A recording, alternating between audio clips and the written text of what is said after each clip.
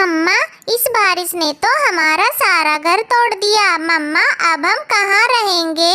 गुड़िया बेटा, चलो मैं तुम्हें तुम्हारी मौसी के घर छोड़ आती हूँ। जब घर बन जाएगा तब मैं तुम्हें वापस ले आऊंगी। तब तक तुम मौसी के यहाँ रह लेना। अभी तुम बहुत छोटी हो गुड़िया, और बारिश भी बहुत तेज हो रही है। ऐसी बारिश में अगर तुम भीगोगी तो तुम्हारी तबीयत खराब हो जाएगी। इसलिए तुम कुछ दिन अपनी मौसी के ही घर रह लेना। यह कहकर टुनटुनी चिड़िया अपनी बेटी को लेकर अपनी बहन के घर जाती है। पिंकी बहन, अरे ओ पिंकी बहन, दरवाजा खोलो, मैं आई हूँ टुनटुनी, तुम्हारी बहन। टुनटुनी चिड़िया ऐसे कई बार आवाज लगाती है, लेकिन कोई भी दरवाजा नहीं खोलता। तभी टुनटुनी की नजर दरवाजे पर लगे ताले पर पड़ती है। तभी वहाँ हरिया तोता आता है। चिड़िया बहन, पिंकी चिड़िया तो यहाँ पर नहीं है। वो तो कई दिनों से कहीं बाहर चली गई है और पता नहीं वह कब वापस आएगी। इतना कहकर हरिया तोता वहाँ से चला जाता है। ये बात सुनकर टुनटुनी चिड़िया बहुत परेशान हो जाती है। पिंकी बहन ना जाने कहाँ चली गई है और पता नहीं वो कब आएगी। अब मैं अपनी बेटी को लेकर कहाँ जाऊँ? एक तो ये बारिश है जो रुकने का नाम ही नहीं ले रही। मम्मा मम्मा, मुझे बहुत ठंड लग रही है। मम्मा, आप कहीं और चलो ना। मेरी बच्ची तो चिंता मत कर, चल हम यहीं किसी और पक्षी से मदद मांगते हैं। यह कहकर टुनटुनी चिड़िया कालू कौवे के घर जाती है। कौवे भाई, मैं दूसरे जंगल से आई हूँ और मैं अपनी बहन पिंकी चिड़िया के घर आई थी, लेकिन वो घर पर नहीं है। और इस तेज बारिश में भीगने के कारण मेरी बेटी को बहुत ठंड लग रही है। इसलिए आप मुझे बारिश रुकने तक अपने घर में आसरा दे दो। ये सुनकर कालू कौवा अपने घर के अंदर अपनी पत्नी सुंदरी कौवी के पास जाता है। पति जी, कौन आया है बाहर, वो भी इतनी तेज बारिश में? सुंदरी, वो अपने पड़ोस में पिंकी चिड़िया रहती है ना, उसकी कोई रिश्तेदार है। बोल रही है वो उसकी बहन है। वो तो उसके घर आई थी, लेकिन पिंकी तो घर है नहीं, इसलिए वो बारिश रुकने तक हमारे घर पर रुकने की बोल रही है। नहीं नहीं कालू जी, मैं ऐसे ही किसी को अपने घर में आसरा नहीं दे सकती। तुम जाओ और उस चिड़िया को मना कर दो। लेकिन सुंदरी, उसके पास एक पोटली है, तुम एक बार बाहर जाकर तो देखो। क्या कहा कालू? उसके पास एक पोटली है? फिर तो तुम रुको, मैं अभी जाकर देखती हूँ। देखो चिड़िया, मैं अपने घर में ऐसे ही किसी को फ्री में नहीं रहने देती। तुम्हें हमारे घर में रुकने के लिए हमें कुछ तो किराया देना ही होगा। देखो कौवी बहन, मेरी इस पोटली में अनाज है। आज इसमें से थोड़ा अनाज तुम ले लो, लेकिन भगवान के लिए मुझे अपने घर में आसरा दे दो। तो फिर ठीक है, तुम दोनों अंदर आ जाओ। फिर सुंदरी कौवी टुनटुनी चिड़िया को एक घोंसला दे देती है। देखो चिड़िया, तुम दोनों इस घोंसले में रह लो और इस पोटली में से आधा अनाज मुझे किराए का दे दो। फिर टुनटुनी सुंदरी को उसमें से आधा अनाज दे देती है। सुंदरी को भी वो अनाज लेकर अपने घोंसले में आ जाती है।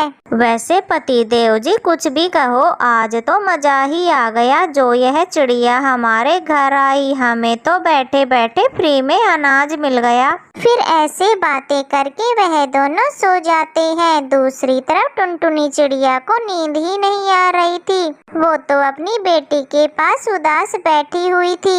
ये सुंदरी कौवी तो बहुत चालाक है। हे भगवान, बस जल्दी से ये बारिश रुक जाए, फिर सुबह होते ही मैं अपने घर चली जाऊंगी। फिर ऐसे सोचते हुए टुनटुनी चिड़िया सो जाती है और सुबह उठकर वह दरवाजे के पास आकर बैठती है। हे भगवान, ये बारिश तो रुकने का नाम ही नहीं ले रही है। अब मैं अपने घर कैसे जाऊंगी? तभी सुंदरी कौवी वहाँ आ जाती है। देखो टुनटुनी चिड़िया, बारिश तो आज भी हो रही है। अगर आज भी तुम्हें मेरे घर के अंदर रहना है तो वह बाकी का अनाज भी मुझे दे दो। लेकिन सुंदरी बहन, मैं आपको आधा अनाज तो पहले ही दे चुकी हूँ। अब अगर मैं ये आधा अनाज भी आपको दे दूंगी तो हम दोनों माँ बेटी क्या खाएंगे? देखो टुनटुनी चिड़िया, यदि तुम्हें मेरे घर के अंदर रहना है तो ये आधा बचा हुआ अनाज मुझे देना ही पड़ेगा, वरना अभी की अभी मेरे घर से चली जाओ, समझी?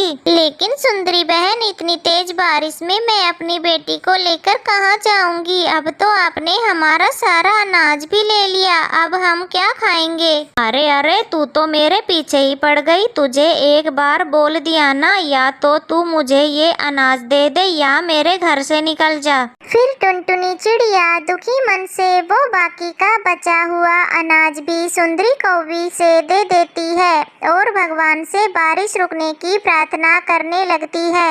हे भगवान, कैसे भी करके इस बारिश को रोक दो, हमें अपने घर जाना है। फिर ऐसे ही सुबह हो जाती है। वो फिर से दरवाजे पर आकर बैठती है, लेकिन बारिश तो रुकने का नाम ही नहीं ले रही थी। तभी सुंदरी कौवी भी वहाँ आ जाती है। सुनो टुनटुनी चिड़िया, अब तो तुम्हारे पास मुझे देने के लिए कुछ भी नहीं है, तो तुम अपनी बेटी को लो और निकल जाओ मेरे घर से। सुंदरी बहन, आपने हमारा सारा अनाज तो ले लिया, अब कम से कम हमें बारिश रुकने तक हमें अपने घर में तो रहने दो। मैं अपनी बेटी को लेकर इतनी तेज बारिश में कहाँ जाऊंगी? देखो टुनटुनी, ये मेरा घर है, कोई धर्मशाला नहीं है जो यहाँ तुम टिक कर बैठ गई। कहीं भी जाकर मरो मेरी बला से, मुझे क्या। इतना कहकर सुंदरी कौवी उन दोनों को घर से निकाल देती है। टुनटुनी चिड़िया अपनी बेटी के साथ बाहर बैठी बारिश में भीग रही थी। मेरी बच्ची, तुम परेशान मत हो, मैं कुछ न कुछ रास्ता जरूर निकाल लूंगी। फिर टुनटुनी अपनी बेटी को लेकर आगे बढ़ती है। तभी उसकी नजर एक घर पर पड़ती है और वो वहाँ जाती है। वो वहाँ जाकर आवाज देने ही वाली होती है कि तभी उसकी नजर खिड़की पर पड़ती है। अरे ये क्या, ये तो किसी चील का घर है। अगर मैं इसके घर गई तो ये तो हमें मार के ही खा जाएगा। चलो बेटा, हम यहाँ से कहीं दूर जाते हैं, दूसरी तरफ। ये कहकर टुनटुनी चिड़िया अपनी बेटी गुड़िया को लेकर वहाँ से उड़ जाती है और एक खाली जगह पर जाकर बैठ जाती है। हे भगवान, मेरी बेटी को तो बहुत तेज बुखार आ गया है। अब मैं अपनी बेटी को लेकर कहाँ जाऊँ? यहाँ तो कोई हमारी मदद भी नहीं कर रहा है। तभी वहाँ से बंटी कबूतर गुजरता है और वो चिड़िया के पास आकर कहता है, चिड़िया चिड़िया, तुम इतनी तेज बारिश में अपनी छोटी सी बेटी को लेकर यहाँ क्यों बैठी हो? अगर ऐसे ही बारिश में भीगती रही तो तुम दोनों बीमार पड़ जाओगे। कबूतर भाई, मेरी बेटी को बहुत तेज बुखार है और यहाँ के पक्षी हैं कि हमारी मदद करने को तैयार ही नहीं। कृपया करके आप ही मुझ गरीब की मदद कर दो। फिर टुनटुनी चिड़िया बंटी कबूतर को सारी बात बताती है। तब वो कबूतर उन दोनों को अपने घर ले जाता है। वो टुनटुनी की बेटी को बुखार की दवाई भी पिला देता है, जिससे वो कुछ ही देर में ठीक हो जाती है। बंटी भैया, आपका बहुत बहुत धन्यवाद जो आपने मेरी इतनी मदद की, वरना इस जंगल में तो और किसी ने मेरी मदद नहीं की। चिड़िया, इसमें धन्यवाद की कोई बात नहीं है। यह तो हमारा फर्ज है कि जो कोई भी मुसीबत में हो हम उसकी मदद करें। सुनो बंटी भैया, ये आपका घर किस चीज का बना है? ये ऐसे कांच का सा क्यों दिख रहा है? टुनटुनी चिड़िया, ये कांच का नहीं, ये तो चूड़ियों का घर है। यह घर बहुत ही मजबूत है। चाहे कितनी भी तेज आंधी या तूफान, बारिश, कुछ भी आ जाए, ये घर टूटेगा नहीं। तुम चाहो तब तक इस घर में रह सकती हो।